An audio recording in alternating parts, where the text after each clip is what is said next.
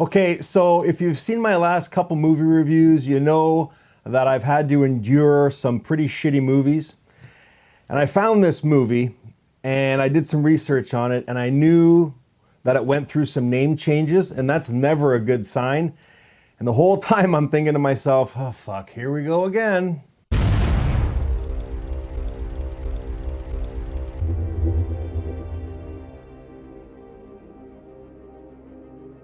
Hey guys, welcome to Happywax TV. So I just want to keep this review kind of short. Of course, I always say that and then I ramble on for 15 minutes. But anyways, I found this movie. I had the trailer sent to me and I'd never heard of this flick before. So I did some research on it before I watched it. And I'll tell you something, I didn't have high hopes for it. First of all, because the last two movies that I've watched were just absolute garbage. And I thought, okay, well, I haven't heard of this one, so not a lot of people are talking about it. So there's got to be a reason for that. Do you know what I mean? I did some research, and it's gone through some name changes. I think the Asian title for this movie is Territory of the Dead. But anyways, it originally was called Fubar, and then they've changed the name now to Killer Weekend. So, and again, just very quickly, anytime you have a movie that goes through some name changes, it's not usually a good sign. You know what I mean? And they always, if they're trying to repackage their film before they even put it out, that usually means something's up. So I was a little leery going into watching this, but I'll tell you, I was pleasantly surprised. It didn't turn into what I thought it was going to turn into, which may have made this even better, just, you know what I mean? Because you're expecting something going into it and then it doesn't happen, but you're happy with the end result. And that happens here, and it worked for me. And there's also, too, this is a British movie, and I'll tell you, and I've said this before, and I hope this doesn't come out wrong, but it's just, there's something about a British accent that just kind of takes a movie and kind of puts it up a couple notches, at least for me anyways.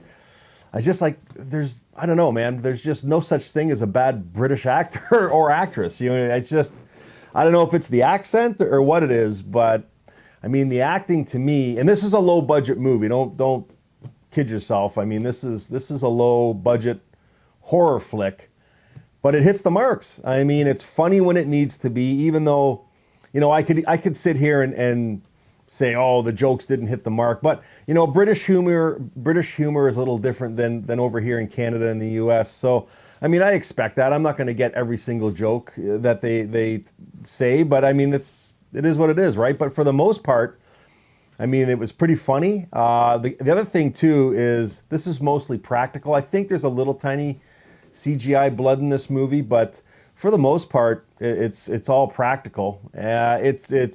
It's cheap practical, but this movie doesn't try and be something it's not. You know what I mean? It doesn't take itself too seriously, and it's meant to make you laugh almost, and it does. I had a good time watching this flick, and the pacing's really good too. It's only an hour and 20 minutes long, so I mean, the first act we're introduced to these characters, and what it is, I'll read the synopsis. When a hopeless stag party goes on a mock zombie survival weekend, an unfortunate turn of events leave them fighting for their lives. So I'm thinking in my head anyways, like you've got these guys together, right? And they're going on this stag party. It's this zombie survival with paintballs, right? So, and I'm thinking, okay, in my head, I'm thinking, okay, they're gonna go and it's gonna be the survival weekend fighting these actors dressed as zombies, and then like something's gonna happen where an outbreak occurs or something, and then the fake zombies are gonna turn into real zombies. So, and again, I don't want to give spoilers, but this, anyways, it it didn't turn into that. You know what I mean? And I was actually happy it didn't, just because, you know what I mean? Like when you have certain expectations or what you think you're going to see in a movie, and then that doesn't happen, and it kind of flips it upside down, and something totally different happens. I was like, it worked, and it sucked me in, and I was not bored with this movie at all. And the dialogue, again, too, I'm telling you, if you have a lower budget flick, which this is, as long as it's well written and the dialogue is there, I mean, that can carry your movie for you. I mean, practical effects, low budget practical effects aside, if you have a well written story with good actors in it, or at least people that want to be there and care, then I mean that'll carry your flick, and that's exactly what happens in this movie. Now, don't get me wrong, for a lower budgeted movie, I mean the practical effects in this were pretty good. Now, there's not a ton of gore, but it's set in places where it kind of surprises you. You know what I mean? Like maybe where you're not expecting it, and then shit happens. So I don't know, man. I was pleasantly surprised with this movie.